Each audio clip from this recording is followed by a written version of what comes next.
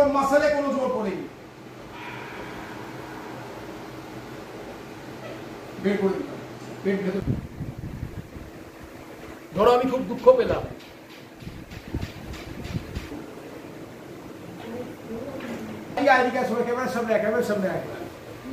এদের ক্লাস নিলাম আমি, গতবারও ক্লাস নিয়েছিলাম, এবারও এদের ক্লাস নিলাম। প্রত্যেকে খুব ইনোসেন্ট, খুব অনেস্ট। এদের জন্য আমার অনেক অনেক শুভেচ্ছা রইল। এবার আমি আসবো আমার ওয়ার্কশপের মেন, যেটা স্যারের আমি একটা ছোট্ট ইন্টারভিউ, এখন তো বলে পডকাস্ট করার মতো অত সামর্থ্য আমার নেই ইন্টারভিউ, স্যার একটা ছোট্ট কথোপকথন স্যারের সাথে। কারণ সম্রাট সান্যাল এই যে নামটা, এটা স্যারের সাথে পরিচিত হওয়ার বহুদিন আগে থাকতে আমি শুনতাম। আমার ভাই স্যারের ছাত্র, মানে মাস্তুতো ভাই অনিকেত, ওদের কাছ থেকে, আমার মাসিদের কাছ থেকে স্যারের নাম শোনা। তারপর স্যারকে ফেসবুকে ফ্রেন্ড রিকোয়েস্ট পাঠাই, তারপর সেখান থেকে স্যারের সাথে পরিচয়। গত বছর স্যার আমাকে ডাকেন, স্যারকে কাছাকাছি স্যারকে জানতে পারলাম। তো যাই হোক, একটা মানুষ দীর্ঘদিন এভাবে নিঃস্বার্থভাবে থিয়েটারকে সেবা করে চলেছে, তো এটা আমার কাছে একটা বিস্ময়। তো স্যারের সাথে কিছু কথোপকথন বাকি আছে, চলো আবার আমরা ফিরবো পডকাস্ট, আমি একটু চেঞ্জ করে আসি, চলো। Thank you. এইবার সেই মুহূর্তটা যেটার অপেক্ষা আমি অনেকদিন ধরে ছিলাম। আসলে ব্যাপারটা হচ্ছে 2003 সাল থেকে থিয়েটারটা করছি, তো বহু মানুষকে আমি দেখেছি, বহু মানুষের সান্নিধ্যে এসেছি, কিন্তু এই যে মানুষটা সম্রাট সান্যাল একটু অন্যরকম। পুঙ্খানুপুঙ্খ আমি কিছু বলছি না সে ব্যাপারে, কিন্তু কয়েকটা ব্যাপার যেটা, যে একটা মানুষ এতটা নিঃস্বার্থভাবে কী করে থিয়েটারের সেবা করতে পারে, এতটা নির্লিপ্ত হয়ে, এটা আমার কাছে একটা বিষয়। আর তার থেকেও বড় কথা, স্যার আমার ভাই, আমার মাস্তুতো ভাই অনিকেত, ওরও শিক্ষক ছিলেন স্কুলে, বরানগর মিশনে, এবং আরও আমার অনেক স্টুডেন্টের টিচারও স্যার। সবার মুখ থেকে আমি স্যারের নাম জানতে পারি। সেখান থেকে আমি ফেসবুকে স্যারকে খুঁজে স্যারকে ফ্রেন্ড রিকোয়েস্ট পাঠাই, সেখান থেকে স্যারের সাথে পরিচয়, এবং সেখান থেকে স্যার আমাকে গত বছর প্রথম ডেকেছিলেন ওয়ার্কশপ করানোর জন্য। আজকে দ্বিতীয় বছর স্যার ডাকলেন, খুব এনজয় করলাম আমরা সবাই, এবং পুরো ক্লাসটাকে ভিডিও করলেন স্যার নিজে।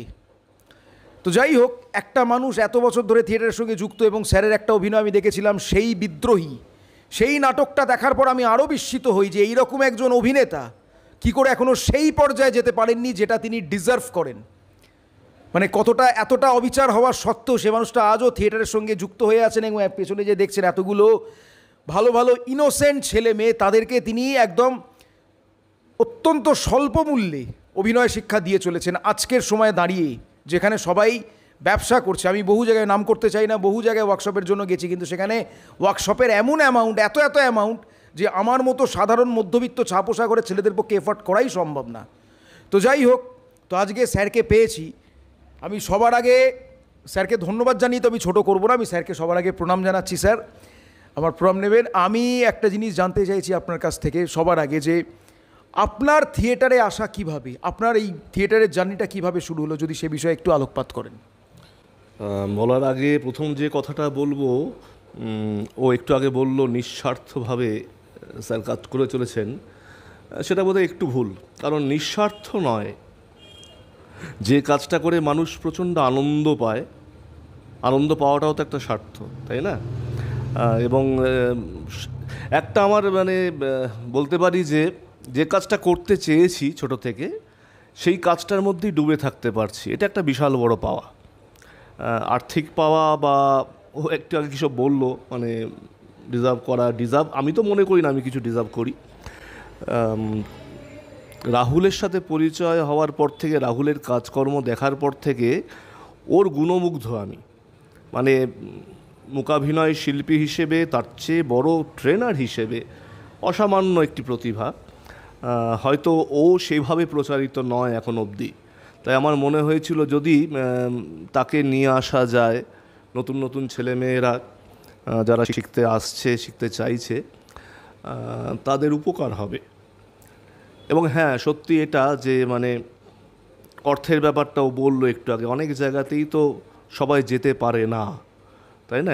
এত সেখানে ডিম্যান্ড থাকে পয়সা কড়ির, ভালো খারাপ সেটা বিচার করার আমি কে, কিন্তু সবার পক্ষে অ্যাফোর্ড করাটা সম্ভব হয় না। তাই আমরা বর্ণগত দৃশ্যকাব্য, আমার মনে হয়েছিল একটি নাট্যদল এটা পারে করতে। নাটকে তো অভিনয়টা নিয়ে সিরিয়াস চর্চা চলে, এটা যে কোনো ভালো বা মধ্যম মানের নাটক দলের ক্ষেত্রেই এটা সত্য। সিরিয়াসলি মানে অভিনয়ের চর্চা, থিয়েটার সংক্রান্ত ব্যাপারে এখানে নাটকে সবসময় চলে, সারা বছর ধরে চলে।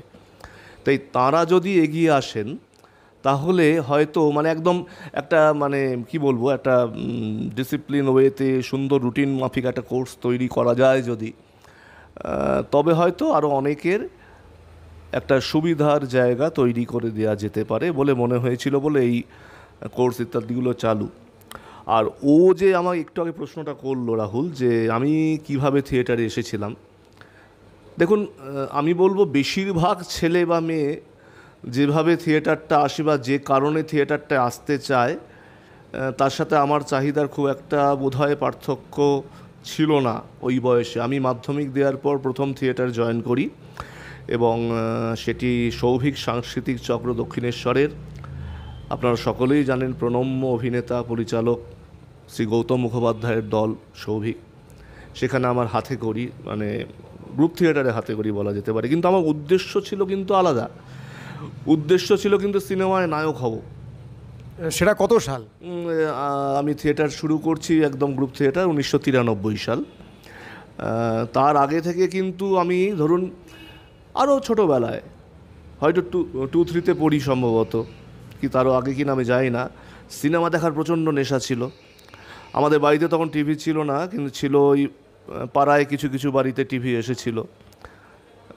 পুরনো লোকেরা নিশ্চয়ই রিলেট করতে পারবেন যে শনিবার আর রবিবার করে সিনেমা দেখানো হতো, একদিন বাংলা একদিন হিন্দি, এবং যার যার বাড়িতে টিভি থাকতো তার বাড়িতে একদম সামনে, বেশিরভাগ ক্ষেত্রেই সামনে একদম ফরাস পেতে দেওয়া হতো।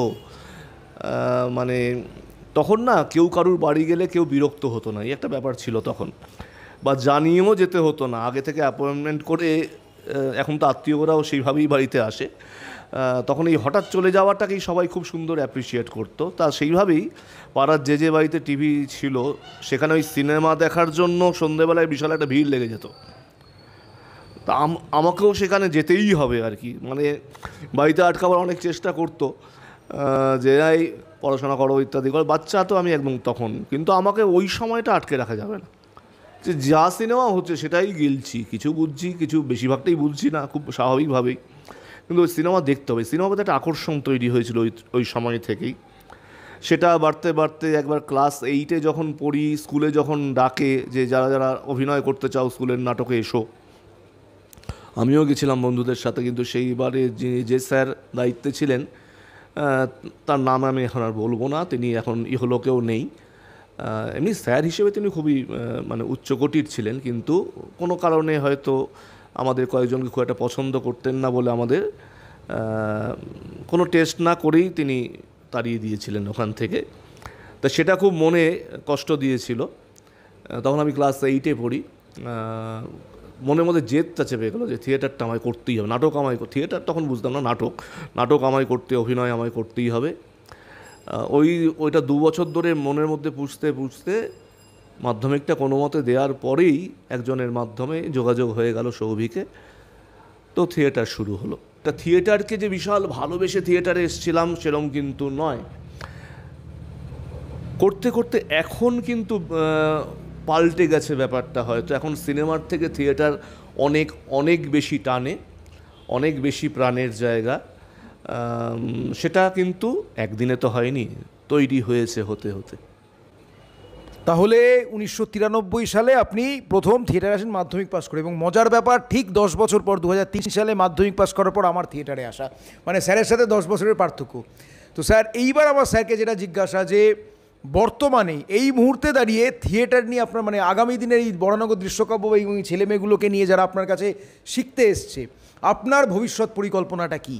দৃশ্যকাব্যটা যখন থেকে তৈরি করেছিলাম তখন থেকে পরিকল্পনা একটাই ছিল,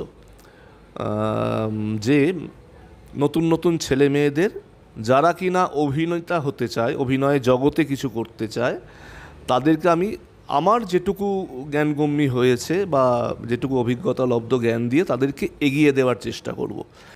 তো 2011 সালে এই বরানগর দৃশ্যকাব্য তৈরি, তার আগে তোর ওই 1997 সালে একটি দল তৈরি করতো, তখন আমার 22 বছর বয়স, আগামী সাংস্কৃতিক সংস্থা।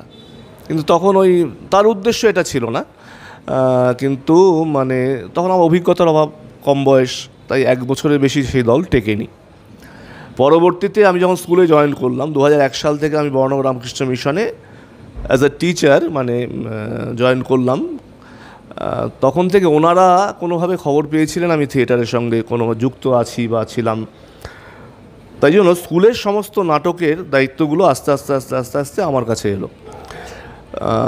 দীর্ঘদিন মানে 2004 থেকে 2012 অবধি টানা স্কুলের নাটক আমি করিয়েছি, স্কুল প্রাইমারি স্কুল সব মিলিয়ে আর কি অনেক নাটক করিয়েছি। তা ওগুলো দেখতে দেখতে আমার একজন কলিগ অভিজিৎ দাশগুপ্ত, উনি বর্তমানে আমাদের দলের প্রেসিডেন্ট, তা অভিজিৎ দা বলেছিলেন যে আরে স্যার এই কোয়ালিটির জিনিস আপনি করুন, আপনি দল তৈরি করছেন না কেন, দল তৈরি করে আপনি তো অনেক অনেক দূরে এই কথাগুলো যাওয়া উচিত আর কি। ওই পোকা কিলবিল করে ওঠে আর কি। তো 2009 সালে একবার চেষ্টা করলাম, সেটাও খুব একটা দাঁড়ালো না। তখন 2011-র 18ই সেপ্টেম্বর আমরা প্রথম এই দলের সূচনা হয়, বর্ণ দৃশ্যকাব্য 7 জন মিলে, 7 জনকে নিয়ে আর কি। তারা সবই আমার হয় এক্স স্টুডেন্ট, না হলে রানিং স্টুডেন্ট তখন ছিল স্কুলে। উদ্দেশ্য এটাই ছিল যে নতুন নতুন ছেলে মেয়েদের তৈরি করা অভিনেতা হিসেবে, এবং থিয়েটারের সমস্ত কাজকর্মের মধ্যে যত সে ইনভলভ থাকবে, তখন থিয়েটারটা একটা গ্রুমিং করে, পার্সোনালিটি গ্রুমিংয়ের জায়গা, যেসব গ্রুমিংয়ের জন্য প্রচুর টাকা পয়সা নেওয়া হয় অনেক সংস্থায়। থিয়েটারে সেটা কাজ করতে করতে অনেকটাই আয়ত্তে চলে আসে, এবং কে কতটা ইনভলভ হচ্ছে তার উপর অনেকটা নির্ভর করে। তো যাই হোক, উদ্দেশ্য ছিল তাদের এগিয়ে দেওয়া। সেইটাই এখন বোধহয় আরও একটা অর্গানাইজড ওয়েতে এই যে কোর্স চালু করেছি আমরা, ক্লাস চালু করেছি আমরা, তখন অভিনয়ের চর্চা করতে করতেই ওগুলো তার সঙ্গে ছিল। এখন একদম আলাদা করে, এখন যারা এই কোর্স করতে আসেন তাদেরকে যে দলে জয়েন করতেই হবে এমন কোনো বাধ্যবাধকতা থাকে না। তারা কোর্সটুকু করে, 6 মাসের কোর্স থাকে আমাদের, সেই কোর্সটুকু করেই তারা কিন্তু সার্টিফিকেট নিয়ে চলে যেতে পারেন। আমরাও অনেক সময় বিভিন্ন জায়গায় তাকে মানে প্লেসমেন্টের চেষ্টা করি। আমার কাছে যেহেতু এতদিন ধরে থিয়েটারে আছি, 32 বছর চলছে, অনেকে আমার কাছ থেকে শিল্পী চান, সেটা ক্যামেরার কাজের জন্য চান, আবার অনেক থিয়েটারের জন্য চান। অনেক সময় আমাদের স্টুডেন্টদের আমরা করি, মানে রেকমেন্ড করি আর কি। তা এইভাবে কাজকর্ম চলছে। বর্ণদৃশ্যব শুধু এটা মূল উদ্দেশ্য হলো, থিয়েটারগত আরও অনেক কাজের মধ্যে আমরা জড়িয়ে থাকি সারা বছর ধরেই। তাহলে আমরা দেখতে পাচ্ছি যে একটা মানুষ এত বছর ধরে, 32 বছর ধরে, সেই 93 সাল থেকে এই অভিনয় আর থিয়েটার এটাই শুধু তার ধ্যান জ্ঞান, তার জীবন। একটা নিরলস সাধনার মধ্যে, নিঃস্বার্থ সাধনার মধ্যে তারা যুক্ত আছেন। এবং স্যারের সেই বিদ্রোহী নাটকটা দেখার পর, বিশেষ করে বারবারই নাটকটা উল্লেখ করছি, একটাই পারফরমেন্স স্যারে দেখেছি, খুঁড়ো দেখেছি, কিন্তু সেই বিদ্রোহী দেখার পর আমার এটা ভীষণভাবে মনে হয়েছে যে মানুষটা যে পর্যায়েটা ডিজার্ভ করে, যে সম্মানটা ডিজার্ভ করে, তিনি কিন্তু সেই সম্মান থেকে বঞ্চিত। এত সত্ত্বেও এখনও পর্যন্ত থিয়েটারের সাথে নিঃস্বার্থভাবে জড়িত, এবং এতগুলো ইনোসেন্ট ছেলেমেয়ে যাদের আজকে আমি ক্লাস নিলাম, সত্যিই ছেলেমেয়েগুলো খুব ভালো, এদের চেষ্টা আছে, এরা অনেস্ট, এরা ইনোসেন্ট, এদেরকে নিয়ে স্যার কাজ করে চলেছেন সামান্য কিছু রেমুনারেশনে। তো যাই হোক, আমি যারা আমার এই ব্লগ যারা দেখবেন তাদের সবাইকে অনুরোধ রইল, থিয়েটার যদি সত্যিই করতে চান, যদি অভিনয় যদি সত্যিই শিখতে চান, আপনারা আসুন, সম্রাট সান্যাল স্যারের সাথে যোগাযোগ করুন। স্যারের নাম্বার আমি ডেসক্রিপশন বক্সে দিয়ে রাখবো, আপনারা সেখান থেকে স্যারের নাম্বার পেয়ে যাবেন, সেখান থেকে স্যারের সাথে আপনারা যোগাযোগ করতে পারেন, অবশ্যই করুন। এবং স্যারকে আমি প্রণাম জানাচ্ছি, প্রণাম জানিয়ে আমি আজকে আমার পডকাস্ট শেষ করছি। এই মুহূর্তে একটা বলতে পারেন মানে ছটপট করছি থিয়েটারে কামব্যাক করার জন্য। আমি 2003 সাল থেকে আমিও থিয়েটারটা শুরু করেছিলাম, এবং 19 পর্যন্ত নিয়মিত করে গেছি। 19-এর পর থেকে সামাও সেই যে ডিটাচ হয়েছি থিয়েটার থেকে, মূকাভিনয় এখনও করছি, মাঝে মাঝে কোনো কল শো পেলে আমি যাই, কিন্তু থিয়েটার থেকে আমি ডিটাচ হয়ে আছি আমার জীবিকার কারণে। কথা বলি যে রাহুল সম্পর্কে, যদিও এটা রাহুলেরই ব্লগ, তাও বলছি যে ওর মধ্যে যে ক্ষমতাটা রয়েছে, প্রতিভাটা রয়েছে, সেটা কিন্তু একটু এক্সট্রাঅর্ডিনারি।